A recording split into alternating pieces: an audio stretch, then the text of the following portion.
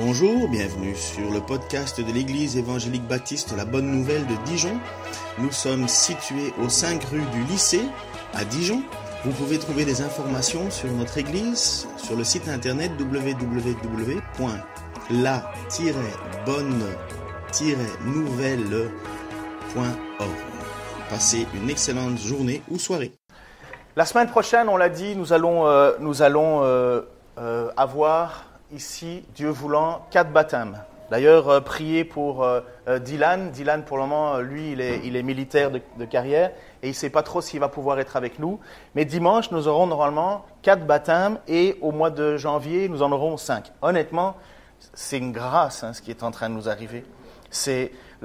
Notre Seigneur a décidé, dans sa grâce, de nous bénir et d'amener des personnes à se tourner vers lui. Alors d'un côté, on voit que ça chauffe. Nous, on peut se réjouir. Vous savez qu'au ciel, pour une seule personne qui se tourne vers le Seigneur, c'est la fête. Et pour nous, alors, on peut pas ne pas se réjouir nous aussi de voir des gens, et des frères, des frères, des sœurs, prendre cette décision publiquement de dire le Seigneur Jésus-Christ est mon Seigneur et mon Sauveur. Nous savons que pour pouvoir arriver à ce baptême, on a besoin de dire quelque chose. Alors les futurs baptisés, ils font des études bibliques avec nous, préparation au baptême. Mais je voudrais vous rappeler, qu'est-ce que le baptême ? Comment est-ce qu'on est sauvé finalement ? L'apôtre Paul va écrire, moi ça ne me dérange pas, elle est trop mignonne en plus. C'est pas parce que vous êtes mignon que vous pouvez venir en avant et crier, c'est pas l'idée, mais bon. L'apôtre Paul va à un certain moment rappeler cette chose simple. Qu'est-ce que le salut ? Parfois, nous qui sommes chrétiens depuis un bon bout de temps, ou bien qui cherchons à le devenir, ou vous voyez, attirés par Dieu, on se pose la question, mais c'est quoi l'essentiel ? C'est quoi l'essentiel ? Je veux juste vous rappeler une chose absolue. La personne, et même si je crois à l'assurance du salut, la personne qui a le plus de certitude d'être au ciel avec Jésus-Christ, vous savez c'est qui dans l'histoire de la Bible ? Oh là là, les baptisés. Vas-y, Anne, vas-y. Attendez. Les enfants, on rediscute. Alors, le brigand. Vous savez, ce brigand, cet homme qui était jugé et qui dit « Ma condamnation est juste. Seigneur, souviens-toi de moi quand tu reviendras pour régner. » Jésus lui a dit « Aujourd'hui, tu seras avec moi au paradis. » Il n'a pas pris la scène, il ne s'est pas fait baptiser, il n'est pas été chanté à l'église, il n'a rien fait d'autre que placer sa foi en Jésus. Ça ne veut pas dire qu'il ne faut pas aller à l'église, ça ne veut pas dire qu'il ne faut pas se baptiser, ça veut dire que qu'est-ce qui sauve vraiment ? Après ça, quand on est sauvé, il y a des actions à faire. Parce que le salut, c'est le fait de reconnaître qu'on a désobéi à Dieu et qu'on s'était éloigné de ses lois. Et donc, lorsque on accepte Jésus-Christ comme Seigneur et Sauveur, la première chose, c'est qu'on obéit à ses lois. Et quel est le premier commandement qui est demandé aux chrétiens ? Lorsque vous lisez Actes 2, 42, les gens entendent le message de Jésus-Christ et ils posent la question « Frères, que devons-nous faire ?» Et là, Pierre leur dit « Mais faites-vous baptiser !» Faites-vous baptiser. Donc, vous voyez que c'est pas ça qui amène le salut, mais le baptême est là pour prouver qu'on est réceptif au message et on veut y croire, on y place sa foi et on obéit après ça. Écoutez ce que Paul dit dans Romains chapitre 10, versets 6 à 15. « Mais voici comment s'exprime la justice reçue par la foi. Ne dis pas en toi-même, qui montera au ciel, le Christ n'en est-il pas descendu, ou bien qui descendra dans l'abîme, le Christ n'est-il pas ressuscité des morts ?» Donc l'idée, c'est de dire, oh regarde celui-là, il obéit bien aux règles et aux lois, tous les dimanches il va au temple, tout le temps il va au temple, il donne sa dîme et ainsi de suite. Donc c'était l'idée de dire, si moi je fais des actions, je vais aller au ciel, et lui, il fait rien, pas de ciel. Non, Jésus dit, c'est plus ça la justice de la foi. La justice de la foi n'est pas liée à les actions que l'on porterait pour recevoir la grâce, non. Voici ce qu'elle dit. La parole de Dieu est tout près de toi. Elle est dans ta bouche et dans ton cœur. Cette parole, elle est celle de la foi et celle que nous annonçons. En effet, si de ta bouche, tu déclares que Jésus est Seigneur, et si dans ton cœur, tu crois que Dieu l'a ressuscité des morts, tu seras sauvé. Car celui qui croit dans son cœur, Dieu le déclare juste. Celui qui affirme de sa bouche, Dieu le sauve. En effet, l'Écriture dit, celui qui met en lui sa confiance ne connaîtra jamais le déshonneur.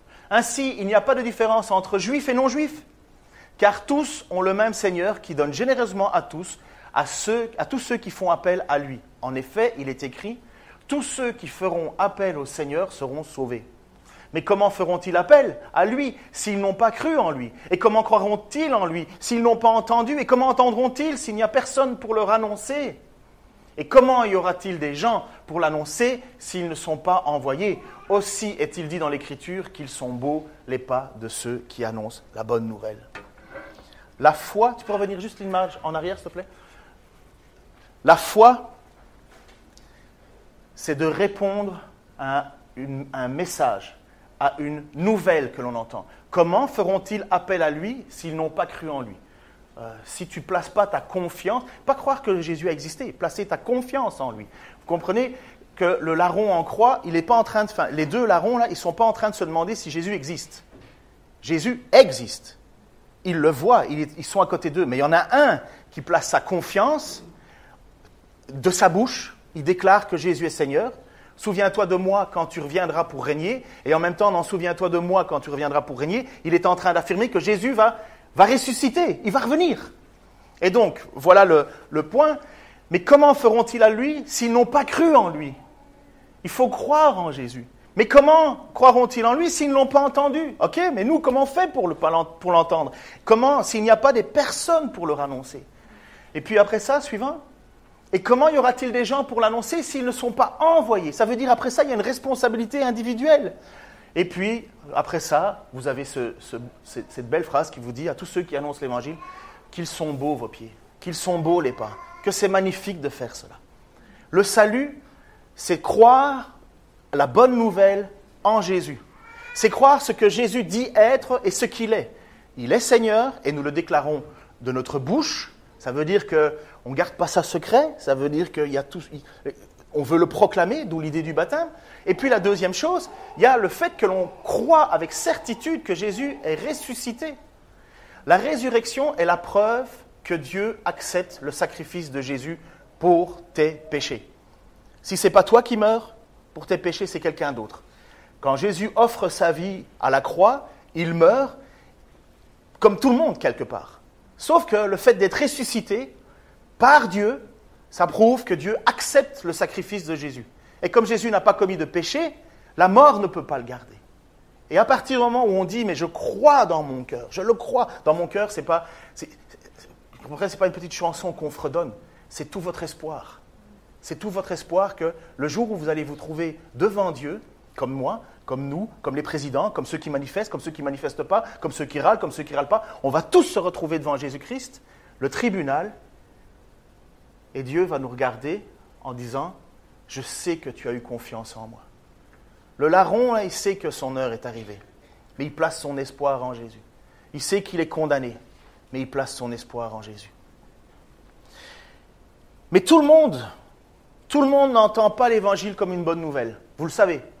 Tout le monde, malheureusement, même ce cadeau extraordinaire qui dit, finalement, vous êtes pécheurs, mais je paye pour vous. Eh bien, tout le monde ne l'entend pas. Vous le savez, il y a la parabole du semeur, la parabole du semeur que Jésus donne pour illustrer cette vérité. Il dit, un homme sorti pour semer, et on l'a prêché récemment, dans Marc, chapitre 3 ou 4, je crois, et il dit, un homme sorti pour semer, et cet homme, en fait, Jésus parle, il dit, c'est quelqu'un qui sème la parole.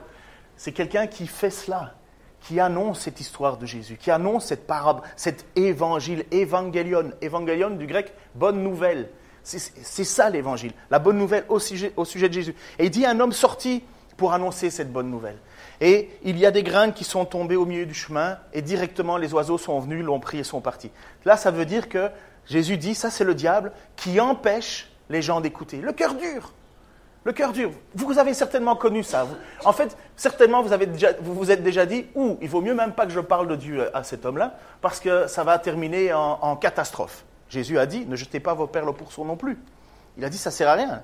Notre but, là, ce n'est pas d'aller faire des croisades pour aller imposer Dieu. Non, Jésus dit, non, il y en a certains, ça ne sert à rien. Laisse tomber.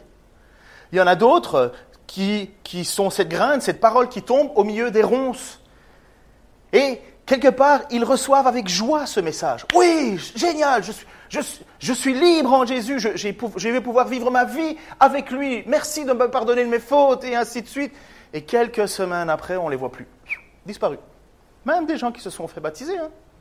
Ils arrivent, on soit joyeux, sont avec nous. Et comme dira à un certain moment l'apôtre Jean, dans sa première lettre de Jean, il va dire « Si ils nous ont quittés, c'est la preuve qu'ils n'étaient pas des nôtres. » Vous savez, à l'époque, ils ne se posaient pas la question de savoir qui méritait ou qui ne méritait pas le baptême. Le jour de la Pentecôte, 3000 personnes se sont fait baptiser, il y avait 12 apôtres. À mon avis, il n'y avait pas des files de 60 personnes en train d'évaluer est-ce que tu mérites ou tu ne mérites pas. La seule chose sur laquelle on était baptisé, c'était sur la confession de foi.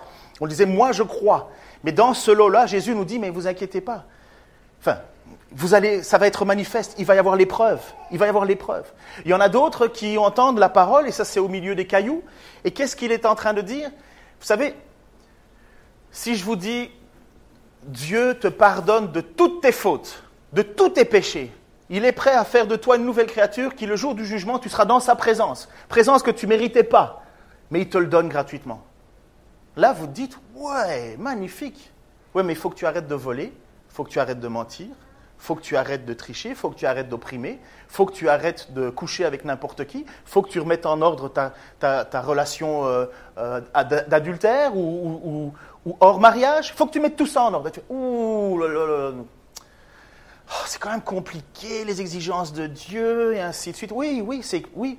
Ben, finalement, c'est vrai que c'est pas mal l'évangile, mais bon, je vais continuer à pécher. Voilà ce que le texte de Jésus nous dit. Il va y avoir des gens qui, face au fait de ne pas vouloir abandonner des choses dans sa vie, ne produiront pas de fruits, ne seront pas sauvés. Et il existe une seule terre, une seule bonne terre, cette bonne terre qui va produire du fruit. Chrétien produit du fruit, mais pas tous au même niveau. Certains 100, d'autres 60, d'autres 30. Et ça, ce n'est pas nous qui le décidons. Mais quand on est chrétien, cela se voit. Et donc, on peut s'imaginer, ou on peut se dire, un message aussi extraordinaire, mais tout le monde devrait y croire. Mais non, Jésus nous dit, non, il n'y croit pas. Alors on se dit, mais tiens, ce qui serait quand même génial, c'est de leur montrer Jésus. Et alors on prie, Seigneur, donne-moi quelque chose qui fasse que je puisse prouver que tu existes. Et alors, imaginons qu'on organise ici, alors c'est la présence de Jésus, pardonnez-moi l'expression, en chair et en os. On se dit, tiens, si on présente Jésus en chair et en os, ils vont croire. Ils vont placer leur foi dans lui, en Jésus. On sait que Jésus est présent en esprit, on le sait. Mais vous comprenez, si on pouvait avoir Jésus à côté de nous, là, on se dit, mais ça va les convaincre. Ça va faire le changement. Eh bien, on continue dans Marc, chapitre 6. Jésus partit de là, donc il était à Capernaum, dans une ville où il venait d'accomplir 2 miracles extraordinaires. Le premier, c'était de guérir cette femme qui avait depuis 12 ans des pertes de sang, une femme humble, même humiliée dans sa vie, qui est exclue de la synagogue, exclue de tout, une femme qui souffre perpétuellement. Et donc, et puis après ça, il vient aussi de guérir, de ressusciter la fille de Jairus, qui est la fille d'un homme, entre guillemets, religieux et respectable. Donc, Jésus vient d'accomplir 2 choses diamétralement opposées sur la base de la foi. Donc, ce n'est pas lié au statut ou quoi que ce soit. C'est sur la foi des 2.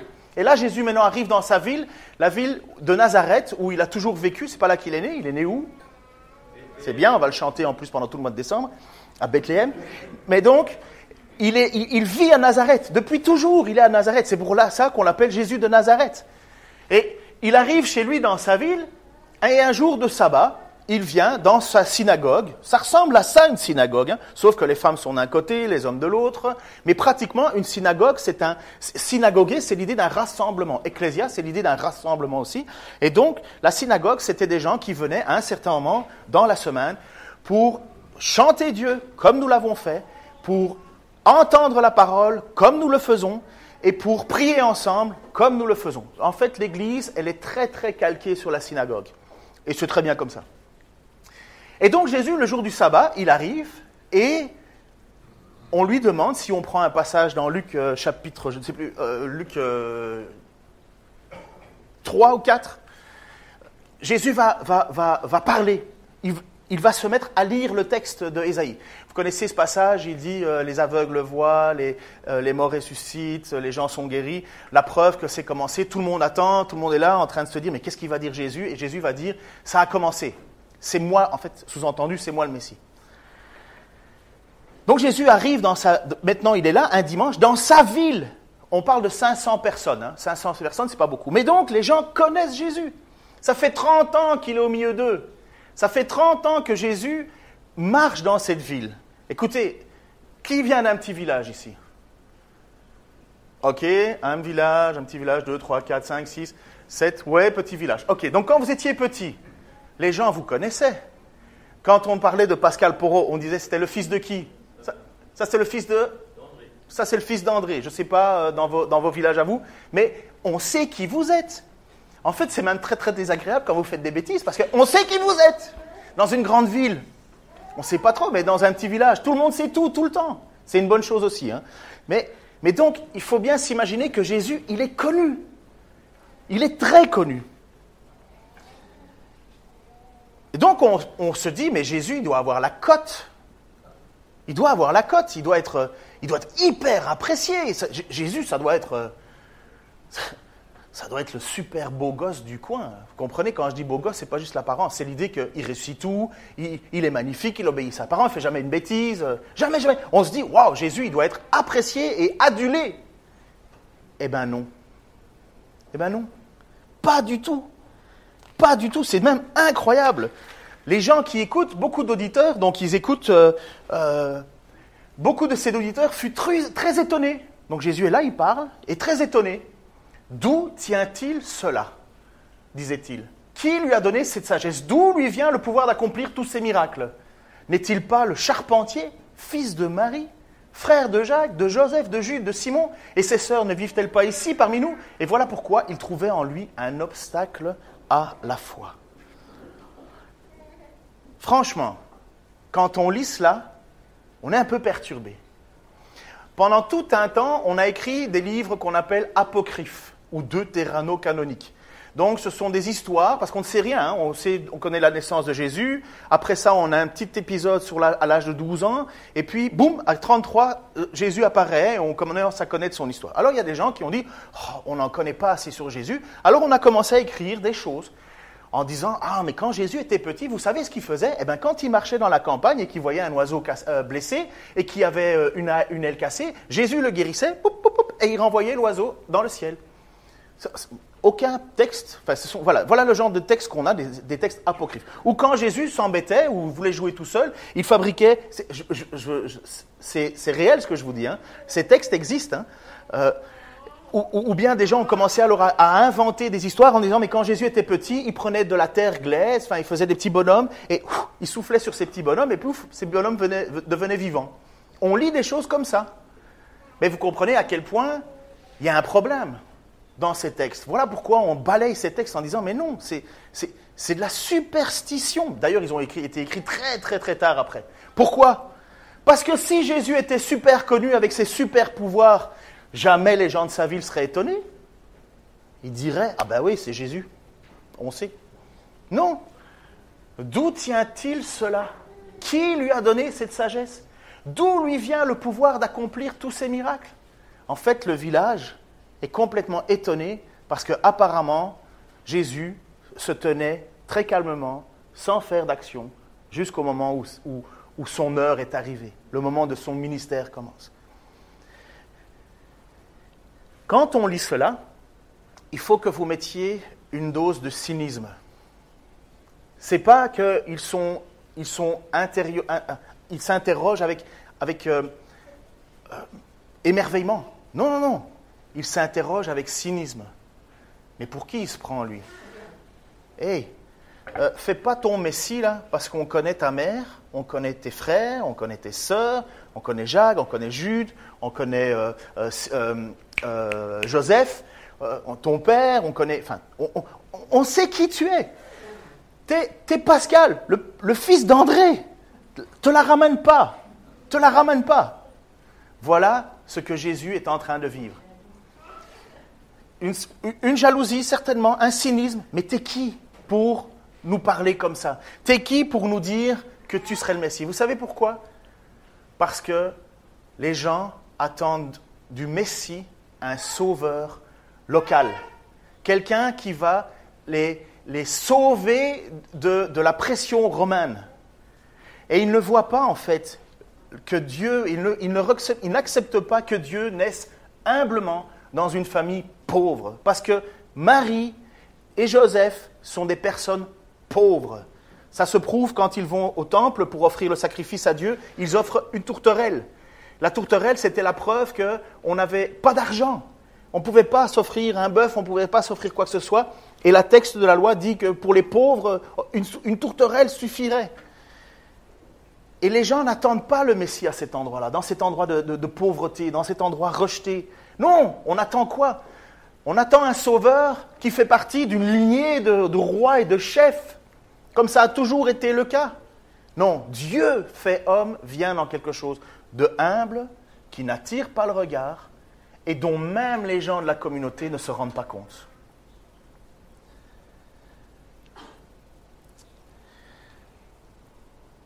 C'est tellement incroyable qu'à cause de cela, les gens avaient un obstacle à la foi.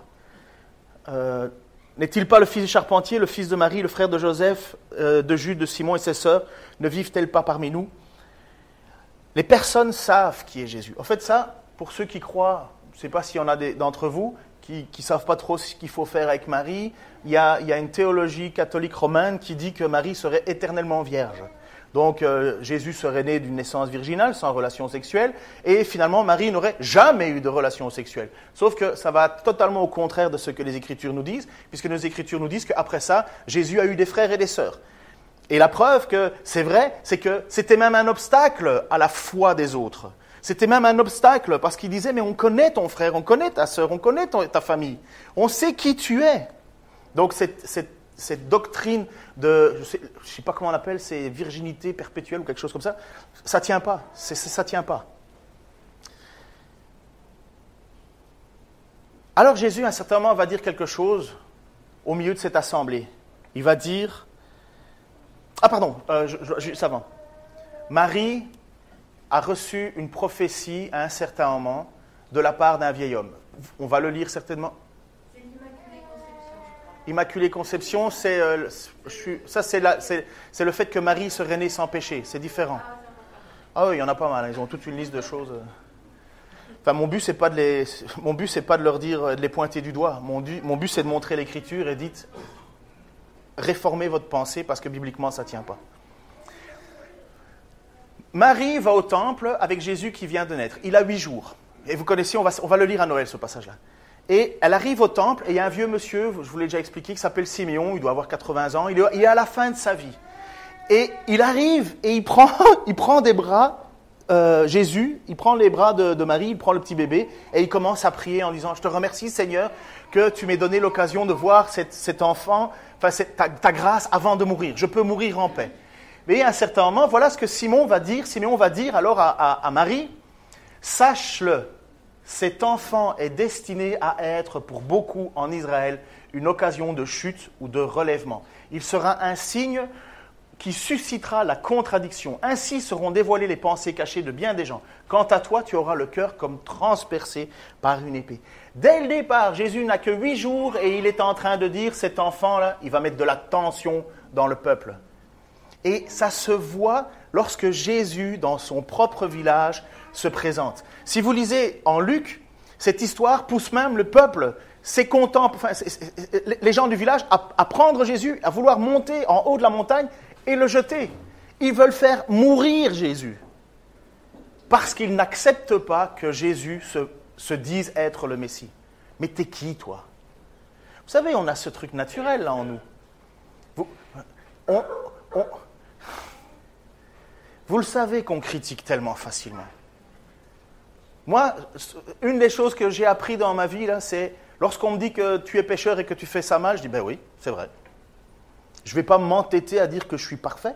Je ne suis pas parfait. C'est pour ça que je suis chrétien. Je ne suis pas parfait. Mais on a cette tendance naturelle à regarder, vous le savez, la paille dans l'œil du voisin. Et sans voir la poutre chez nous. Mais ça, c'est inhérent à la nature humaine. Et Jésus, qui est parfait, lui-même est rejeté. Ce n'est pas une question de perfection. C'est plus une question de... C'est Dieu fait homme, il ne peut pas y avoir mieux. Non, c'est inhérent à la nature humaine. Nous sommes, comme on dit au Québec, encrottés. Ça se comprend? On est pervertis. On est pervertis. On regarde toujours les autres en se pensant supérieur. Mais en réalité, on n'est pas supérieur. Mais on s'imagine qu'en écrasant les autres, on va pouvoir lever la tête. Mais non, on est tous. La preuve, même Jésus, dans son propre village, se fait regarder en disant « Mais t'es qui, toi? Et d'où tu sors tes histoires? Et d'où vient cette force de miracle ?» Et c'est pour ça que les religieux disent alors à Jésus « Oui, mais si tu accomplis tous ces miracles, c'est parce que tu es possédé par le diable. C'est au nom de Belzébul. » Et la famille de Jésus, ils vont vouloir chercher Jésus en disant « Écoute, rentre à la maison, là, tu as pris un petit coup de chaleur. Allez, reviens. Tu deviens fou, là. » Et Jésus va dire cette phrase incroyable et qui est vraie. C'est seulement dans sa patrie, dans sa paternité et dans sa famille que l'on refuse d'honorer un prophète. Jésus annonce une vérité qui vous a peut-être touché vous aussi. Dans le jour de ma conversion, moi qui ai fait des conneries phénoménales, j'annonce à mes parents que je deviens chrétien, que j'ai accepté Jésus, que j'arrête de pécher, et ma mère, que j'aime beaucoup, mon père aussi, « Hey, qu'est-ce que tu as encore inventé ?» Voilà. Autant pour mes amis, c'était juste manifeste en disant « Mais enfin, Ken, qu'est-ce qui se passe? Tu fais plus de bêtises, tu fais... » Il dit, mais alors moi je leur disais « Mais Dieu m'a touché, Dieu m'a vraiment touché. » Et là-dedans, j'ai des amis qui me croyaient, sans croire en Dieu, mais ils me croyaient. Dans ma propre famille, c'est comme si j'avais atteint le niveau de folie absolue. Et en plus, je suis le gourou de la secte. C'est moi le gourou. Mais vous comprenez? Peut-être que ça vous est arrivé vous aussi le jour de votre baptême, le jour où vous avez annoncé que vous avez mis votre foi en Jésus-Christ, que vous croyez qu'il est le Messie. Et des personnes vont vous dire, mais non, allez, calme-toi, prends une tisane, va faire un petit peu, va dormir. Jésus va dire, nul n'est prophète dans son pays, dans sa région ou même dans sa famille. Mais parfois, ça arrive que d'autres sont touchés quand même. Mais ce que je veux souligner par là, si vous vous faites rejeter à cause de Jésus-Christ, ce n'est pas anormal. C'est pas anormal. Et pire, même par ceux qu'on aime le plus. Ça fait mal, mais ce n'est pas anormal. Et alors, il y a le texte, et je termine avec ça, excusez-moi, le texte termine avec ceci.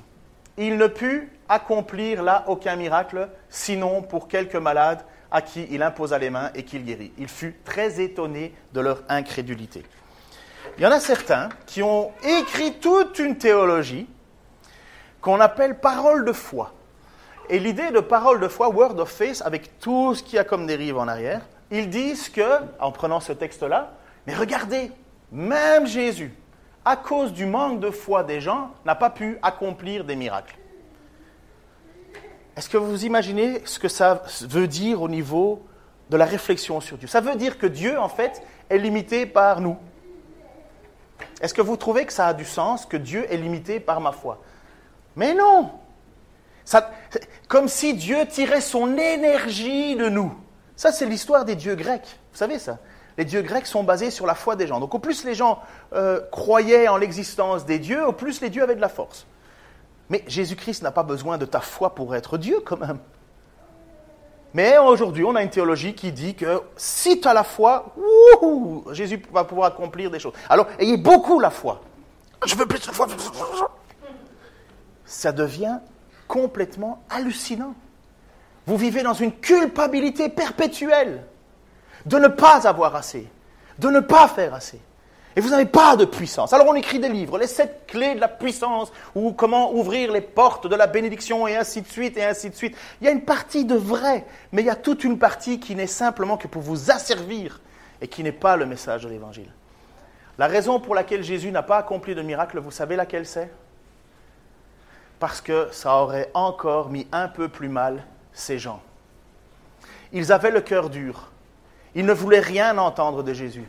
Et Jésus ne voulait pas rajouter des miracles qui n'auraient de toute façon servi à rien. À rien. Et regardez ce qui est dit justement dans Matthieu 11, versets 20 à 24. À un certain moment, Jésus va faire cette déclaration. Alors Jésus adressa de sévères reproches aux villes où il avait fait la plupart de ses miracles, parce que leurs habitants n'avaient pas changé de vie. Malheur à toi, Chorazine, malheur à toi, Bethesda, car si les miracles qui se sont produits au milieu de vous avaient eu lieu à Tyr et à Sidon, il y a longtemps que leurs habitants auraient changé de vie et l'auraient manifesté en revêtant des habits de toile et de sac et en se couvrant de sang. Ça veut dire en étant humiliés devant Dieu. C'est pourquoi je vous le déclare. Alors Jésus... Tiens, c'est deux fois la même chose. Dans la suite. C'est pourquoi je vous le déclare. Au jour du jugement, ces villes seront traitées avec moins de rigueur que vous. À toi, Capernaum, la ville que Jésus vient de quitter, où il a accompli ces deux miracles avec cette femme qui avait des pertes de sang, et il a guéri la fièvre de la mère de Pierre, il a guéri ressuscité la fille de Jairus. Voilà ce que dit Jésus avec ces gens qui ont eu ces miracles devant les yeux. Crois-tu que tu seras élevé jusqu'au ciel? Non. Tu seras précipité au séjour des morts.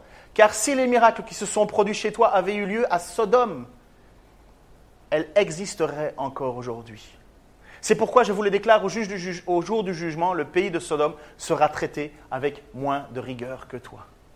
En fait, si Jésus avait encore accompli des miracles, le cœur était tellement endurci que voilà ce que Jésus est en train de dire, parce que vous avez eu ces preuves manifestes et que vous vous êtes endurcis, vous allez le payer très cher. Vous allez le payer très cher. Parce que Sodome, c'était la ville de toute la débauche. Hein. Il dit, mais si j'avais fait un peu de miracles comme cela à Sodome, Sodome aurait changé. Et vous voyez, quand Jésus dit, je ne fais pas de miracles, ce n'est pas qu'il en a fait, il dit, j'ai guéri 1 ou 2 malades, mais il valait mieux que Jésus ne fasse plus de miracles. C'est pour ça que même les religieux viennent vers Jésus en disant, mais montre-nous, fais-nous un miracle. Jésus a dit, non, pas de miracle. Parce que ça va vous condamner encore un peu plus, parce que votre cœur est dur. Parce que de toute façon, qu'on en fasse ou qu'on n'en fasse pas, vous avez décidé de ne pas croire. Vous avez fermé votre cœur. Et maintenant, on va prendre la Sainte ce matin, et je vais vous mettre devant cette situation, et me mettre devant cette situation. Qui est Jésus vraiment pour toi? Qui est-il? Quelqu'un que tu connais, de ta famille? Quelqu'un que tu apprécies? Ou est-ce qu'il est véritablement ton Seigneur et ton Sauveur? Est-ce que Jésus est ton Seigneur et ton Sauveur? Est-ce que tu le crois de tout ton cœur? Prends la Sainte. Jésus a dit, faites ceci en mémoire de moi. Si tu ne crois pas, si tu dis non, c'est bien, c'est chouette, mais ce n'est pas mon Seigneur, ce n'est pas mon Sauveur, je ne veux pas lui obéir, je ne veux pas le suivre. Laisse passer. N'ajoutons pas une offense de plus devant Dieu pour quelque chose que l'on penserait qui nous apporterait une espèce de talisman. Ah, j'ai pris la Sainte ce matin, je suis purifié. Ça ne servira à rien, vous le savez, les 3/4. Mais je vous encourage à savoir cette chose-là, à travers ce texte qu'on a lu ce matin. Être rejeté à cause de la foi que tu as placée en Dieu, ce n'est pas anormal. Jésus lui-même a été rejeté dans sa patrie et sa famille.